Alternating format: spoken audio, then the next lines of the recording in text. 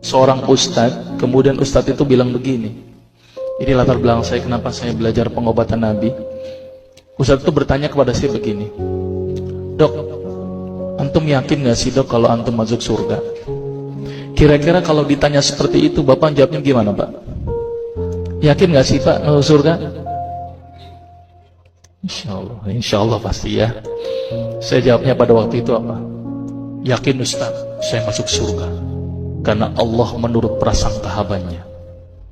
Tapi Ustaz itu bilangnya lain.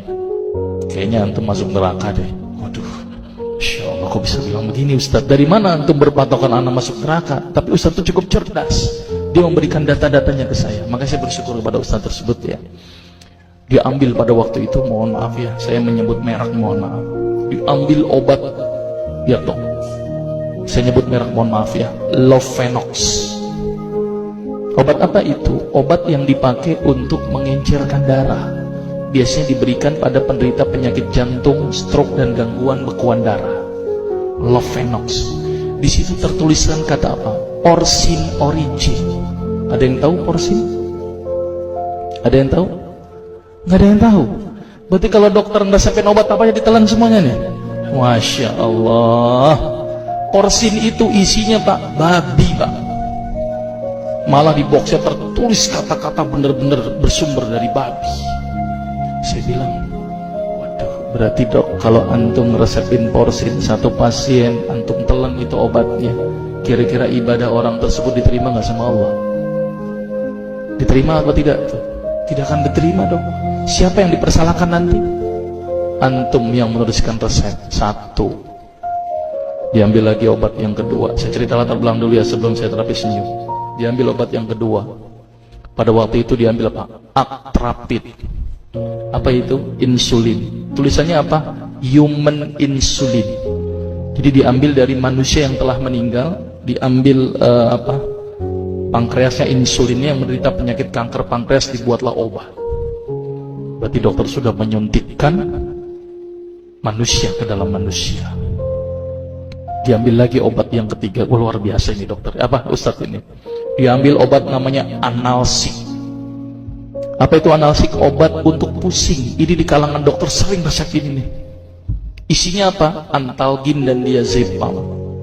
Diazepam, makanya kalau orang minum obat ini pasti ketagihan, saya yakin. Kalau minum obat warung nggak ngefek ini. Karena kenapa? Karena mengandung diazepam. Diazepam itu apa? Narkoba Pak. Bikin kita teler. Maka itu cara nyari uang paling gampang, pasti aja resepin analsik, pasti balik lagi dia. Karena kenapa? Narkobanya bikin kecanduan. Dia mengandung diazepam. Diazepam fatwa ulama bagaimana? Haram. Diambil lagi obat batuk, kodein. Maka itu kita minum obat batuk langsung hilang batuknya karena kodein. Kodein ini ternyata derivat dari narkoba. Berarti dokter sedang resepin narkoba. Diambil semua obat sirup di depan saya, lihat dok, lihat semuanya.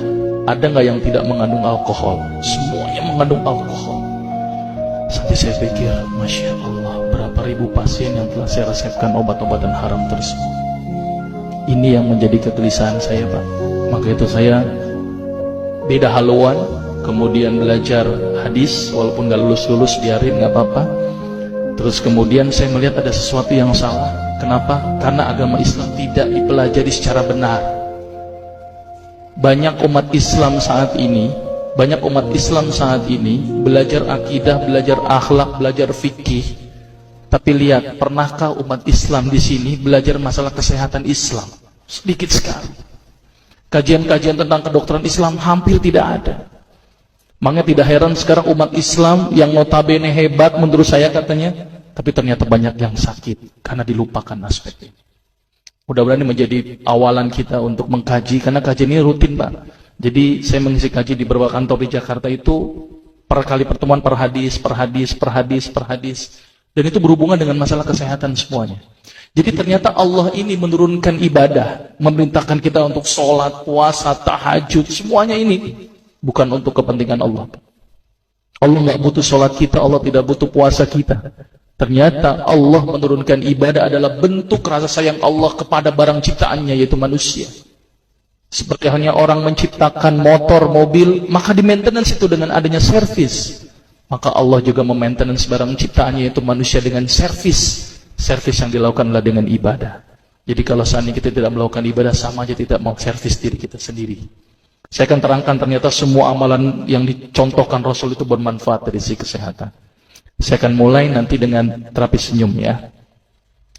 Ini lewat saja. Ini saya mohon maaf nyebutin obat-obatannya, mohon maaf ya. Ini juga mengandung plasenta. Plasenta itu ari-ari ya. Jadi di luar negeri itu ari-ari dipakai obat, Pak. Kalau di Indonesia diapain, Pak? Dikubur, kadang-kadang pakai apa? Kaca, pulpen, buku, kadang-kadang pakai kurungan ayam, kreatif, tapi kreatif nggak benar, gitu ya. Misalnya ini obat Lovenox namanya ya, jadi bersumber babi. Ini yang mengandung narkoba.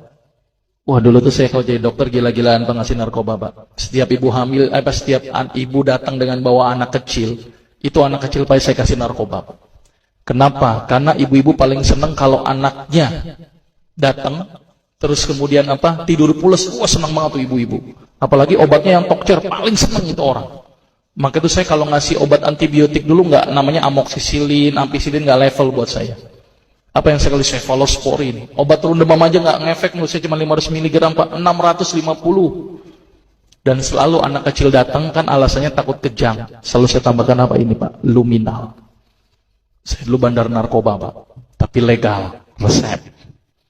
Makanya itu saya banyak dosa ini. Mudah-mudahan ini bisa menembus dosa saya nanti di akhirat. Ya, ini insulin ya.